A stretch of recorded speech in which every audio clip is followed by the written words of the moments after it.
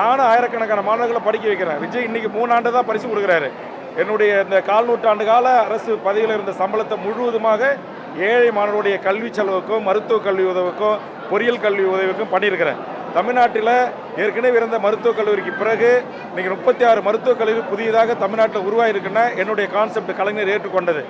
மாவட்டத்துக்கு ஒரு பொறியியல் கல்லூரி என்கிற கருத்து என்னுடைய கருத்து. முதல் பொறியியல் கல்லூரியை கிண்டியில் தான் கொண்டு வந்தேன்.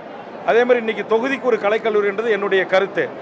இவர் விஜய்நாஜி சாதாரணமாக படிக்கிற மாணவர்கள் தான் பரிசு கொடுக்குறாரு. நான் என்னுடைய மாணவர் செல்வங்கள், குறிப்பாக விழுப்புரம், கடலூர் போன்ற மாவட்டத்தை சேர்ந்த பிற்படுத்தப்பட்ட மாணவர், தாழ்த்தப்பட்ட மாணவர் செல்வங்கள், அவங்க ஏரோநாட்டிக் சொல்லக்கூடிய அந்த படிப்பும், அதேமாதிரி ராக்கெட்டை ஏவுவதற்கும், ராக்கெட்டில் ஸ்டேட்லைட்டை தயார் செய்து அனுப்புவதற்கும் நான் 1 கோடி ரூபாய் என் சொத்து பத்து வித்யாவது 1 கோடி ரூபாய் செலவில் ஆயிரக்கணக்கான மாணவர்களுக்கு அந்த படிப்பை கற்றுவித்து அவர்களை அந்த விஞ்ஞானி ஆக்குவதற்கான முயற்சியில் ஈடுபட்டு 1 கோடி ரூபாய் தொகையை அறிவித்து முதல் கட்டமாக இந்த ஆண்டு கடந்த 2 மாதங்களுக்கு முன்பாக 25 லட்ச ரூபாய் பணத்தை கட்டி 150 மாணவர்களுக்கு அந்த பயிற்சி, அந்த படிப்பை நான் கொடுத்துட்டு இருக்கேன்.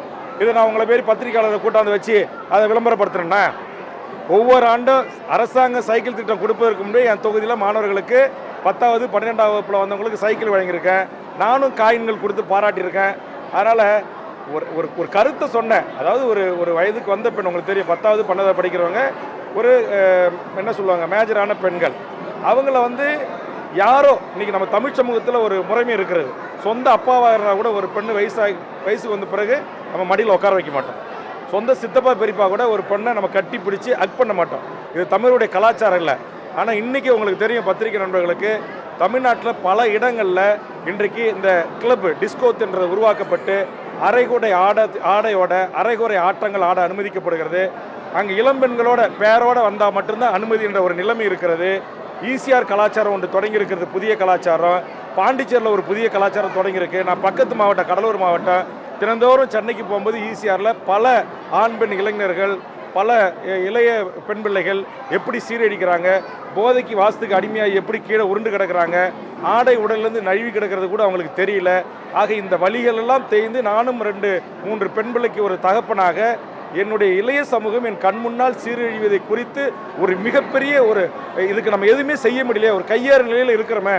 இப்படி நம்முடைய தமிழ் சமூகம், கண்ணகி பிறந்த மண் என்று சொல்லக்கூடிய ஒரு தமிழ் சமூகம் இவ்வளவு பெரிய பாலியல் ரீதியான இந்த யூடியூபர்ஸு, இந்த இன்ஸ்டாகிராமில் சில பேர் பணம் சம்பாதிக்க வேண்டும் என்பதற்காக ஒரு சீனா ஒரு செகண்டாக தன்னுடைய ஆடைகளை அவிழ்த்து காமிச்சு பணம் சம்பாதிக்கணுமா, இதற்காக நீங்கள் இந்த மாதிரி தொழிலை செய்தே சம்பாதிச்சுட்டு போகலாமே என்று ஒரு ஆதங்கத்தில் சொல்லப்பட்ட ஒரு வரியை எடுத்து வச்சுக்கிட்டு திரு விஜய் ரசிகர்கள் அவர்கள், நீங்கள் உங்கள் தலைவரை பார்க்க வந்த பெண் பிள்ளைகளையும் உங்களை நம்பி அழைத்து வந்த பெற்றோர்களையும் நான் சொன்ன கருத்தோடு நீங்கள் ஒப்பிட்டு அவர்களை கொச்சைப்படுத்துறதற்காக நீங்கள் தான் எங்களிடத்தில் மன்னிப்பு கேட்கணும். ஆசிய பெற்றோராகிய தமிழ்நாட்டு மக்களிடத்தில் நாங்கள் மன்னிப்பு கேட்க வேண்டிய அவசியம் இல்லை.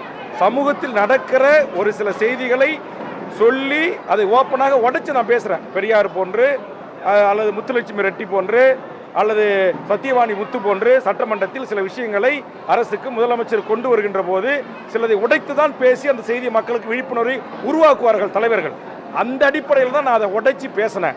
அதை நீங்கள் எதோட கனெக்ட் பண்ணி நீங்களே கூட்டு வந்த மாணவர் செல்வங்களையும் உங்களை நம்பி கூட்டு வந்த பெற்றோர்களையுமே நீங்கள் கொச்சைப்படுத்துறது இது நல்லா இருக்கா?